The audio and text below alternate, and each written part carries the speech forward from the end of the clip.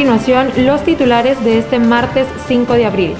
Aprobada la ley seca durante la Semana Santa a partir del viernes 15 de abril. Transportistas interurbanos se paralizan en varias zonas del país. Diputados de Libre hacen donativo de su primer salario como congresistas. Secretaría de Salud analiza adquirir dosis anti-COVID para niños de 2 a 5 años. Temen alza descomunal en precio del frijol rojo. En la entrevista del día, conoce todo sobre el regreso a la presencialidad escolar. Invitados expertos nos dialogan sobre la importancia de la ley de empleo por hora en el foro de Noti-UNA. Esto y más en nuestro noticiero matutino. Buenos días, pueblo hondureño y toda la audiencia de Noti-UNA. Les saluda Vanessa Lanza este martes 5 de abril cuando son las 9 de la mañana. Nos encontramos recargados de información sobre los más importantes aconteceres nacionales, pero me encuentro acompañada de la periodista Angélica Solórzano.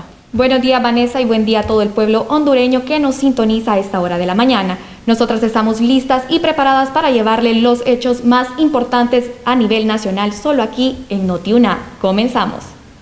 En noticias nacionales, el alcalde de San Pedro Sula, Roberto Contreras, y la Corporación Municipal aprobaron la ley seca durante la próxima Semana Santa, la cual prohíbe la venta y consumo de bebidas alcohólicas. La periodista Giselle Barahona con esta información. Así es, compañeras, el alcalde Roberto Contreras ordenó que a partir del viernes 15 de abril a las 6 a.m. hasta el sábado 16 de abril a las 6 a.m. se decretará ley seca, esto con el fin de prevenir accidentes automovilísticos. La ley seca comienza el día viernes a partir de las 6 de la mañana y finaliza el día sábado a las 6 de la mañana. Pero solo aplica en los lugares donde habrán eventos religiosos, donde están las iglesias cerca, donde se harán las procesiones. No se permitirá que se venda bebidas alcohólicas en esos lugares. Los supermercados, bares, restaurantes, mercaditos, pulperías, billares y tiendas de conveniencia tendrán prohibido la venta y distribución de bebidas alcohólicas y embriagantes durante este fin de semana. La misma sesión ordinaria fue aprobado el Plan Verano Seguro 2022 con el fin de realizar operaciones de seguridad y movilidad urbana. Un sector del transporte interurbano se paralizará este miércoles debido a las tomas de salud y educación, las cuales han provocado pérdidas millonarias. Axel Corrales con más información. Vamos contigo, Axel. La Asociación de Transporte Interurbano de Honduras manifestó que estarán suspendiendo los servicios en la zona central, sur y occidente del país. Luis Peña, presidente de la Asociación de Transportistas, mencionó su molestia debido al alza en el precio de los combustibles y la canasta básica de repuestos, por lo que las tomas de carretera son pérdidas millonarias para el sector del transporte. Aquí con los transportistas estamos molestos porque la verdad esperábamos un cambio con este nuevo gobierno que prometió muchas cosas que no las ha cumplido, y con lo de la gasolina, con lo de la energía eléctrica, que va a haber más empleo, y todo fue mentira como siempre ha sido, ¿va? Siempre nos han mentido y vamos a ver porque el combustible está demasiado caro, la canasta básica también todo está bien alto. Y ojalá que esperemos un cambio, tenemos ese, ¿cómo le puedo decir? Esa esperanza, va, que tal vez al final vamos a tener un cambio de todo esto que nos ha prometido este gobierno nuevo. Si no, pues no tenemos de otra que aguantar todo esto, todas estas mentiras que siempre nos dicen los gobiernos. Esa ha sido toda mi información para Noti-UNA, Axel Corrales. Gracias, Axel Corrales, por esa importante información. Vamos a una breve pausa comercial. Enseguida regresamos. No nos cambie. Bienvenidos a la fábrica de té de Lipton, donde el sol baña las hojas por más de 4.000 horas. Cuando las recolectamos y las llevamos a tu taza de té, toda la energía de la naturaleza llega a vos. Disfruta del sabor intenso y natural de Lipton. Gracias por continuar con nosotros en Noti-UNA. Ahora le presentamos las noticias políticas, en donde los diputados del departamento de Olancho donan su primer salario como congresistas para que este sea invertido en educación. La periodista Valeria Rojas nos amplía esta nota. Carlos Zelaya y Rafael Sarmiento, diputados del Congreso Nacional por el departamento de Olancho, donan su primer salario como congresistas con el fin de que este sea invertido con la educación del municipio de Guayapé. Los diputados donaron cada uno más de 68,000 lempiras a la alcaldesa Isis Núñez de Guayapé Olancho para que éste sea destinado en la educación de dicho municipio. La acción fue celebrada y agradecida por la población olanchana al sentirse orgulloso de las acciones de sus diputados que realizaron en favor de su departamento. Uno de los diputados se manifestó vía Twitter con lo siguiente debido a este tema, manifestando lo siguiente: que en el municipio de Guayapé Olancho, junto a mi compañero Carlos Zelaya, cumplimos promesa de campaña, donamos nuestro primer sueldo como diputados por Olancho a la compañera alcaldesa Isis Núñez para apoyo a la educación de nuestros niños. La palabra de olanchano se cumple. Eso es lo que ha manifestado Rafael Sarmiento en su cuenta oficial de Twitter. Y con este informe regresamos a los estudios, les informó Valeria Rojas. En noticias de salud, la Secretaría de Salud analiza la adquisición de las vacunas para la COVID-19 para niños de 2 a 4 años. Giselle Barahona nos brinda más detalles. Así es, compañeras, en estudio las autoridades sanitarias están analizando adquirir la dosis de vacunas pediátricas para los niños de 2 a 5 años. Así lo anunció el titular de Salud, José Manuel Mathieu, quien también comunicó que ya se puso en contacto con el gerente regional de la farmacéutica Pfizer para poder adquirir esta dosis. La ciencia está avanzando de una forma muy rápida, creemos nosotros.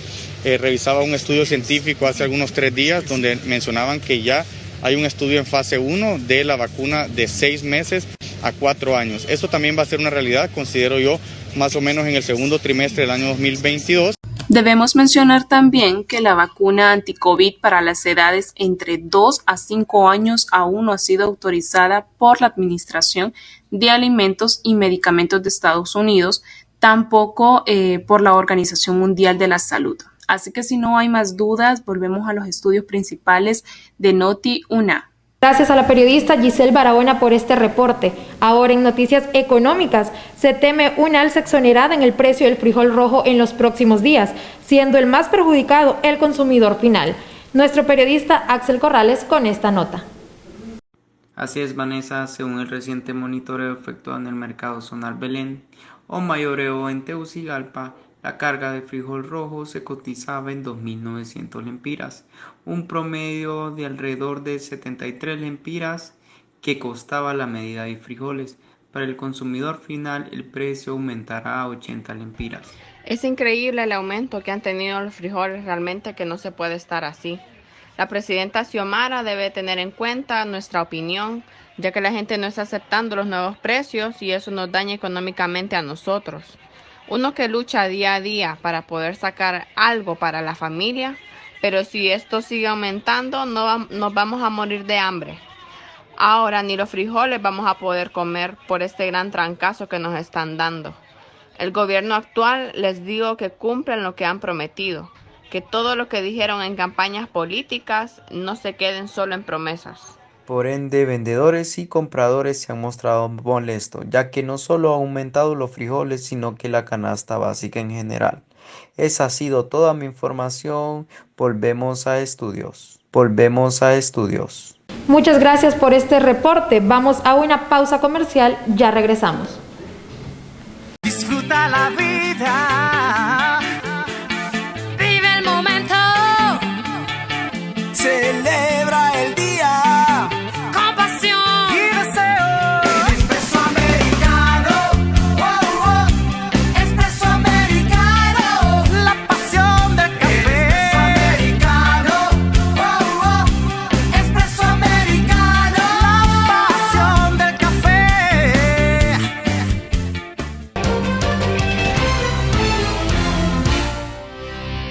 Gracias por seguir con nosotros. A continuación le presentamos la entrevista del día, en donde abordaremos un tema de suma importancia, datos relevantes sobre el regreso a la presencialidad escolar. Adelante. Buen día a toda nuestra audiencia y a todos nuestros espectadores. El día de hoy les saluda Vanessa Lanza y estaremos realizando una entrevista sobre un tema actual y de mucha relevancia a nivel nacional, como lo es el regreso presencial escolar. Pero para que nos dé muchos datos relevantes y que nos aporte mucho más a esta información, nos encontramos acompañados de la licenciada Damaris López, quien es maestra de la Escuela Bessie Watson de Reina. Bienvenida. Muchas gracias, buenos días. Es un placer y es un gusto para mí, ¿verdad?, estar en este centro de estudio, ¿verdad? Bueno, nos encontramos a inicios de año, en febrero, en donde normalmente los estudiantes estarían regresando a las aulas de clase y es tiempo de matrícula, pues estamos hablando sobre este tema de tanta relevancia y queremos que nos aporte mucho más con esta información. Queremos comenzar preguntándole cómo su centro educativo Bessie Watson de Reina se está preparando para iniciar de manera presencial las clases o si ya comenzaron. Ahorita estamos pues preparándonos más que todo con la bioseguridad, ¿verdad? Que esté totalmente la escuela limpia y que el agua no falte en las escuelas. Como sabemos, los niños pues necesitan estar en ambientes limpios para evitar el contagio y utilizar el uso de mascarilla permanente, su gel de mano con cada uno de ellos. ¿Pero aún se encuentran trabajando en línea? Sí. Estamos virtual por los momentos hasta que las autoridades nos lo indiquen. ¿Aún no tienen una fecha específica para comenzar de manera presencial? No, estamos virtual y con la expectativa o la esperanza de que podamos regresar presencial. ¿Todavía se encuentran también en periodo de matrícula? Así es. En noviembre, prematrículas. Cuando el niño ya salió de clase, ya se evaluó lo que terminó su año escolar y ahorita posteriormente en febrero empezamos el primero a matricular, incluso terminamos lo que fue el viernes, pero esta semana vamos a tener una semana que le llamamos de repaso para ver cómo viene el niño y luego ponerles unas pruebas diagnósticas que se hace todos los años al inicio cuando el niño entra a clases. Y la matrícula no es que sea cerrado, sino que continúa abierta para aquellos niños o padres de familia que aún no han matriculado tengan la oportunidad de matricular su niño. ¿Y este año han tenido más afluencia en matrículas, ya que va a ser presencial en un punto en marzo, se supone, ¿no? Se supone, ¿verdad? Pero sí, ahorita el padre está motivado, está matriculando. Hemos visto como docentes cómo se está el padre interesando y está matriculando a su hijo porque la mayoría de ellos tienen la esperanza y la fe de que vamos a regresar presencial. ¿Y cuando estuvieron los 2 años que estuvimos todos en pandemia, tuvieron bastante pérdida de estudiantes o siempre mantuvieron la misma cantidad? Sí, bajó la matrícula. Bajó, en mi caso se me ausentaron 4 alumnos. Por más que los busqué, hice visitación a domiciliaria y no quisieron. ¿Y los que continuaron siempre, continuaron con clases en Zoom? ¿O solamente eran repasos una vez a la semana? Sí, repasos porque la colonia donde está ubicada la escuela, la mayoría de los padres son de escasos recursos y muchas veces ellos no tenían la facilidad de tener internet en sus celulares inteligentes. No pudimos realizar clases por Zoom por el problema de que ellos no contaban con su internet. La mayoría son de escasos recursos. Y según su experiencia, ¿se ha logrado aprender de manera satisfactoria, sí, solo una vez por semana o es bastante el cambio? No, no se ha logrado los aprendizajes, pues, como decir, al 100, ¿verdad? Podemos decir que un 70%, porque no es lo mismo estar presencial que virtual, porque presencial el docente identifica el problema del alumno, está ahí encima de él, qué es lo que el alumno ha logrado entender, mientras que virtual el niño está en casita con mamá y papá y en algunos casos mamá no puede leer ni escribir y papá puede pero trabaja. Entonces en muchos casos sucede eso. Una experiencia que yo tuve de un padre que él me decía: profe, si esto sigue virtual yo voy a sacar a mi hijo. ¿Por qué? Le decía, déjelo que continúe, no lo deje que el niño avance. No, profe, porque en mi caso yo soy el que puedo leer y escribir y soy vigilante. Entonces yo me toca en la noche desvelarme y en el día quiero dormir y a veces no duermo por estarle ayudando a mi hijo, porque en mi caso mi esposa no puede leer ni escribir. Exacto, y como son momentos difíciles en donde los padres les toca mayor responsabilidad que a las clases presenciales, ¿están los padres motivados para volver a mandar a sus hijos o tal vez se encuentran con miedo de que vayan a contagiarse? Bueno, ahorita ellos dicen, profe, dice, si vuelve la clase presencial, continuamos. Algunos me han dicho que si es virtual no van a seguir, ¿qué hice yo para que el padre no se llevara el niño o lo dejara que estancado, que no estudiara? Yo le dije, mire, tengamos la fe y la esperanza que esto va a mejorar con las vacunas. Ya el ministro y la presidenta nos prometió que va a mejorar la calidad educativa y ya hay una esperanza para que el niño o el padre de familia confíe.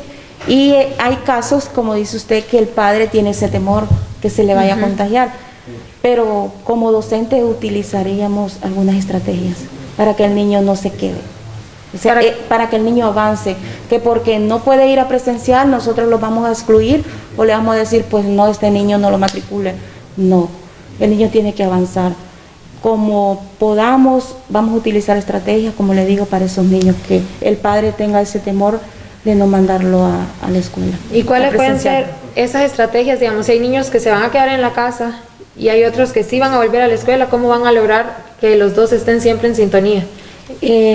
Como docente, pienso que el alumno puede seguir virtual como hasta ahora, sí, el papá tiene ese temor, ¿verdad? Y estos niños que los padres tienen ese temor, cuando estuvimos virtual, ellos estaban pendientes, o sea, ellos apoyaban en esa parte. Siempre, entonces siempre se comenzaría el 1 de marzo, si las autoridades les confirman el pilotaje correcto a su escuela. Sí, pero por los momentos, el 1 de marzo nosotros vamos a comenzar virtual. Incluso ya tuve una reunión con el padre de familia y les expliqué esa parte, porque todo es la duda, profe, ¿volvemos presencial? No, comenzamos virtual. ¿Y hasta cuándo, profe? Hasta que las autoridades no los indiquen. Es que como habían indicado también que a partir del 1 de febrero se comenzaría de manera presencial. No sabemos por qué fue el cambio de que ahora es virtual. Están intentando, me imagino yo. Sí, porque en primer lugar se harán pilotajes y las escuelas pues deben de tener, ¿verdad?, las medidas de bioseguridad pues como podemos decir al 100%. Y también las infraestructuras de las escuelas que estén bien acondicionadas, porque no podemos comenzar en una escuela a dar clase y el techo se nos está cayendo.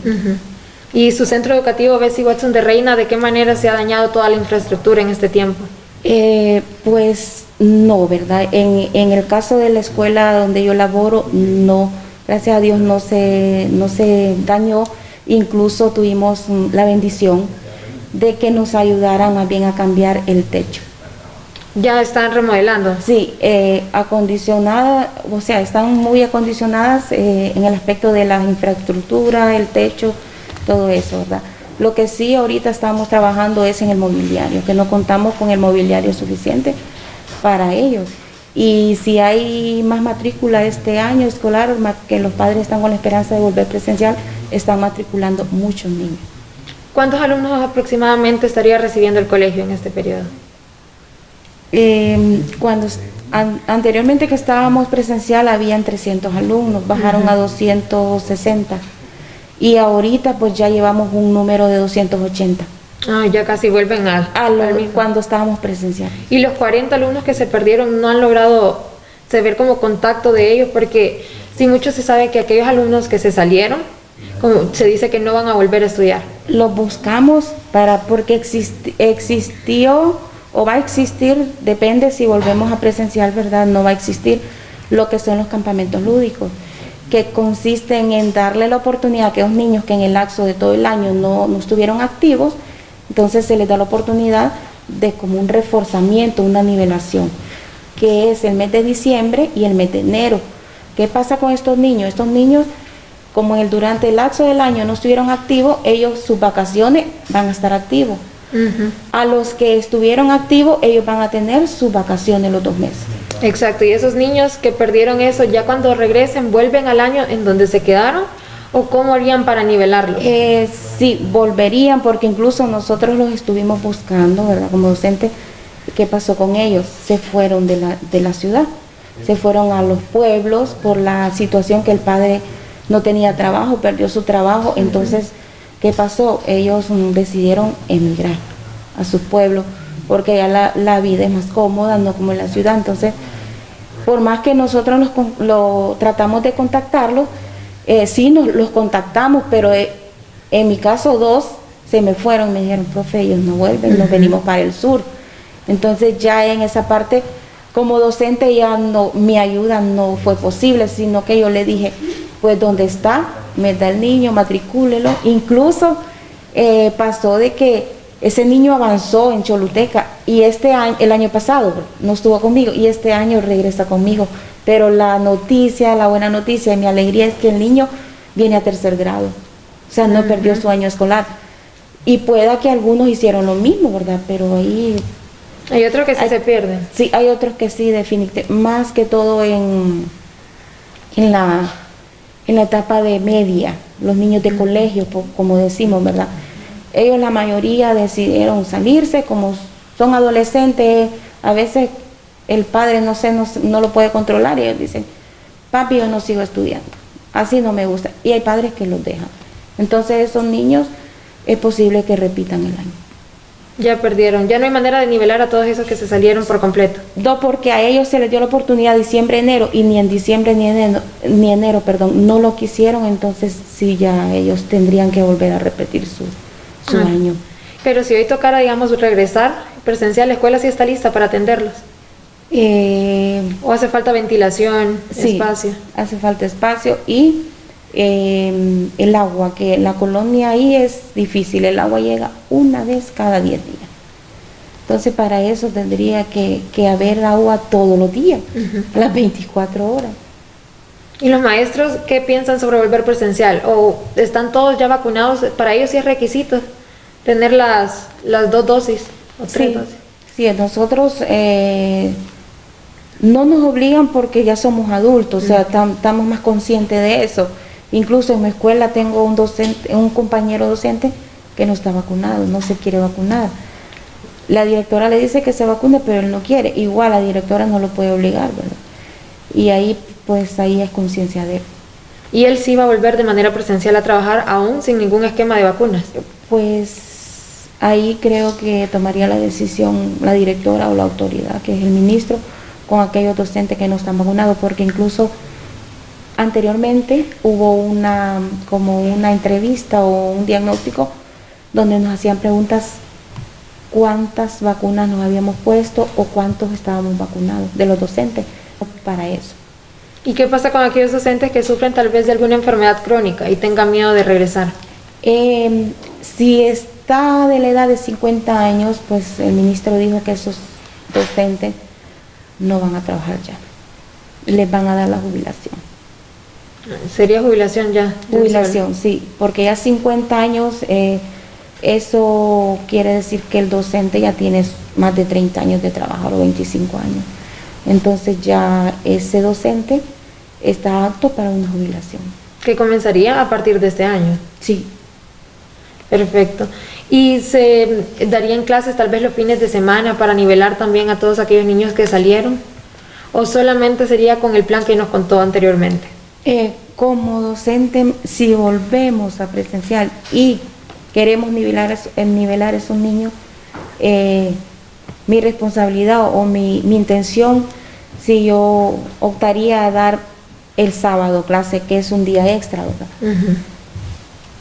Sábado, porque tanto el niño como el docente necesita descansar, o sea, para dar, como decimos comúnmente, el ancho. Entonces, sí me gustaría de lunes a viernes clases normales y dejar el sábado como para nivelar a aquellos niños que tienen deficiencia en lo que son su aprendizaje. Pues esperamos regresar a la presencialidad este año escolar y pues que continúe la educación en Honduras. Esto sería todo. Les saludó Vanessa Lanza. Muchas gracias a la docente Damaris López por habernos acompañado. A continuación, conozca la opinión de los expertos de la mano de la periodista Angélica Solórzano en el foro de Noti-UNA.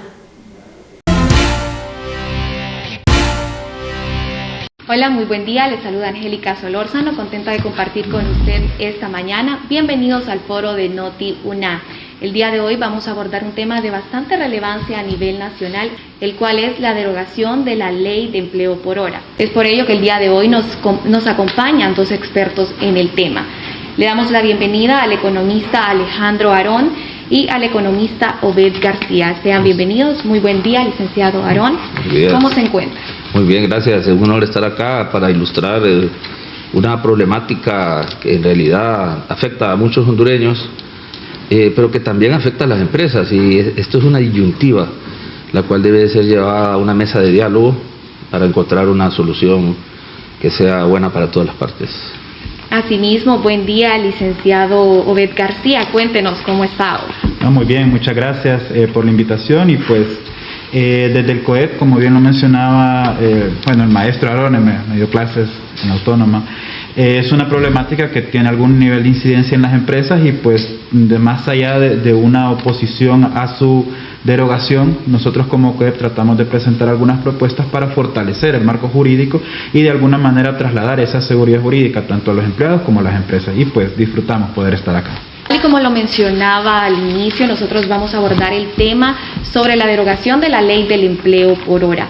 La Ley del Empleo por Hora fue aprobada en el año 2014 bajo el mandato del expresidente Juan Orlando Hernández. Sin embargo, 4 años antes ya había estipulado un programa nacional del empleo por hora, lo que se suponía que venía a ser un programa temporal, es decir, iba a durar entre unos 36 meses. Posteriormente, este fue aprobado como una ley de empleo por hora. Actualmente, el nuevo gobierno busca derogar esta ley debido a que se dice que esta no ha cumplido con los objetivos propuestos. Así que, licenciado Aarón, cuéntenos, ¿considera usted que es correcto la derogación de la Ley del Empleo por Hora? Mire, en medio de esta crisis originada por la pandemia de los huracanes Eta y Iota, donde las empresas han sido fuertemente golpeadas, y conociendo el antecedente que usted ya lo mencionó, que primero inició como un programa especial de emergencia de carácter temporal, que tenía vigencia hasta el 31 de enero del 2014, y de ahí se convirtió en ley, mediante decreto 354 del 354-2013, el 31 de marzo del 2014. Así es, pero ahora, licenciado Obed, queremos escuchar qué pasará con todos los empleados que tienen un trabajo por hora. ¿Cuánto aproximadamente aumentaría el desempleo en nuestro país? Bueno, sin lugar a dudas que tendría algún nivel de efecto, porque esta ley viene a abrir las puertas, como lo decía el licenciado, a resolver un tema de desempleo, ¿no? Si bien es cierto, tiene algunos fallos, como lo que habíamos planteado, a largo plazo, derogarla como tal vendría a generar o no vendría a contribuir a resolver el problema. Actualmente hay al menos 200.000 contratos activos de empleo por hora. No es que se elimina la ley y esos contratos dejan de tener alguna validez. Al final los contratos son acuerdos entre partes y pues tienen un nivel de legalidad entre las mismas, ¿no? Aquí entonces el tema es el efecto que se generaría a largo plazo, porque de alguna manera las empresas se adaptarían al nuevo esquema de contratación, y si no encuentran rentable, digamos, en contratar un individuo bajo ciertas condiciones, o no invierten, o las que están como capitales extranjeros dejan el país, y por lo tanto se podría generar más desempleo. Aquí también tenemos que tener en cuenta lo que mencionaba el licenciado, que a la fecha hay por lo menos 600.000 personas que han estado en desempleo, y esta cifra ha venido creciendo en los últimos 3 años. En el 2020 eran cerca de 400.000, y estos últimos 2 años pues ha aumentado en al menos 200.000, ¿no? Y estamos hablando que todavía con la vigencia de la Ley de Empleo por Hora, que de alguna manera tuvo un nivel de recuperación en este 2021 que le permitió a ciertas personas poder acceder a un nivel de ingreso, no el que se espera, pero sí al paliativo, digamos, por mientras se resuelve la crisis. Vamos a una breve pausa comercial, enseguida regresamos, no nos cambie. Súmale más vida a tu piel con la vitamina A de Lala. Súmale un vaso de Lala a tu día. Estamos de vuelta en el foro de Noti1, hablando acerca de este tema de bastante relevancia a nivel nacional, el cual es la derogación de la Ley del Empleo por Hora. Sabemos que esta ley, cuando fue aprobada en el año 2014, se esperaba que beneficiaría a gran parte de la población hondureña, pero se menciona que no ha cumplido con los objetivos que se tenía propuesto. Licenciado Aarón, a su parecer, ¿por qué esta Ley de Empleo por Hora no ha tenido los resultados que se esperaban? En primer lugar, el artículo 1 de la ley menciona que el objetivo de la misma es crear empleos dignos, Y no se puede llamar empleo digno a uno que no le paga el salario, ni siquiera el salario mínimo. Obvio, porque no cumplen las horas. Pero entonces, al no cumplir las horas, la jornada laboral completa, en una semana, arriba de 40 horas, significa que esta gente cae en una situación de calamidad debido a que su ingreso no es suficiente y no cubre ni siquiera la canasta básica. La respuesta, de nuevo a su pregunta, ¿ha dado resultados? Sí, ha dado resultados. No los deseados, porque en Honduras queremos que la gente tenga empleos dignos con salarios dignos y la ley del empleo por hora no lo permite. Ahora, no es que sea mala, obviamente han habido sectores que se han beneficiado. Lo que yo quiero decir es que sí ha tenido efectos, pero empeorando un problema estructural de empleo que se llama subempleo. Porque no es el desempleo, la tasa de desempleo abierta anda de 10.5, 10.3 según el INE, y mucho mayor al 5.3 registrado en el 2014. Entonces, obvio, por tema pandemia. Entonces, pero no hay que ser drásticos, aunque los números dicen algo, y definitivamente los datos duros son los que hablan, y hay que tener mucho cuidado porque hay sectores y personas que se acomodaron a los beneficios de la ley. Y en un periodo de post-crisis, y que todavía estamos en un periodo de reactivación, similar a cuando se creó el programa de empleo por hora, y ahí que se ratifica mediante el nuevo decreto en el 2014, en marzo. Entonces hay que tener mucho cuidado y evaluar, procurar revisar la ley, hacer las modificaciones, pero lo más importante, y no quiero como académico, como academia, quisiera decir que si se van a sentar en la mesa la comisión del Congreso con los representantes del COEP y los trabajadores, no pueden perder la visión científica del problema. Entonces hay que irse con las mediciones. El COEP maneja sus mediciones sobre el impacto de esta ley. ¿Quién más que ellos, que ustedes, si tienen toda una gremialidad y el acceso a la información de todos estos gremios y todas estas empresas por sectores, pymes, medianas, grandes? Muy bien, pero la Secretaría del Trabajo también está facultada, de acuerdo a la misma ley, a darle seguimiento, creo que el artículo 4, a darle seguimiento al cumplimiento de la ley. ¿Qué hizo el Ministerio del Trabajo para ver si se había cumplido todo lo que estipula la ley en cuanto a los beneficios laborales, como el pago del 16% con respecto al salario, al 13º, el 14º y otros beneficios, que no hay auxilio de cesantía, pero hay un premio que se les da, una compensación? ¿Se cumplió todo eso? Ahora, ¿será suficiente eso? Mire, la ley del empleo por hora, en cuanto a sus resultados, más bien genera preguntas, genera inquietudes, genera indagaciones, pero ya no podemos caer en una indagación, tenemos que caer en mediciones y ver si en realidad ha tenido el efecto que se esperaba, si creaba esos empleos dignos.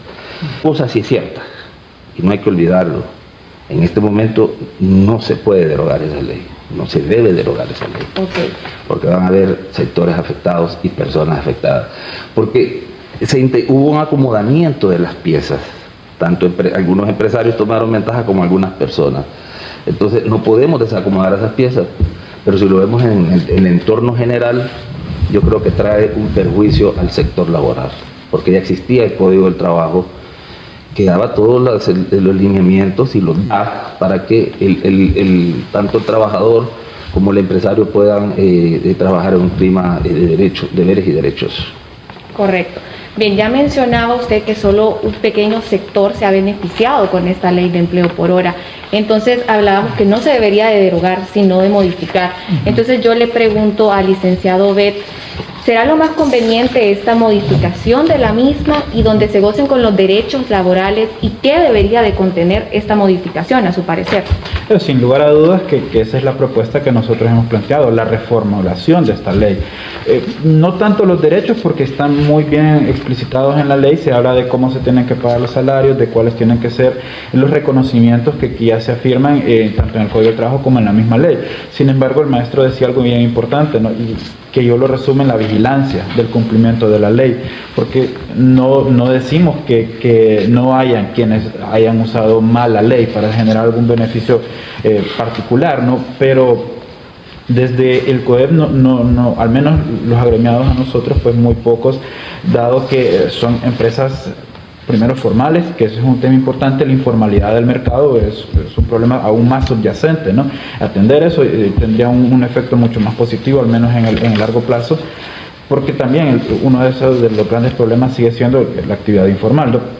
Entonces, en cuanto a la modificación de esta ley, lo primero es una vigilancia mucho más firme, mucho más consolidada de la Secretaría del Trabajo. Creo que tendrá 2 artículos o uno que habla solamente del seguimiento que esta institución tendría que hacerlo, y después de alguna manera delega la responsabilidad a las empresas de que sean estas quienes acudan a la Secretaría a presentar la solicitud de adhesión a esta modalidad, ¿no?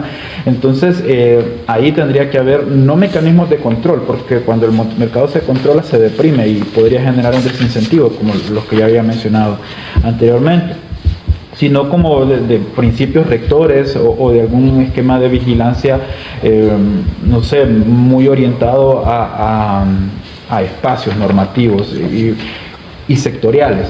Esa sería la segunda modificación.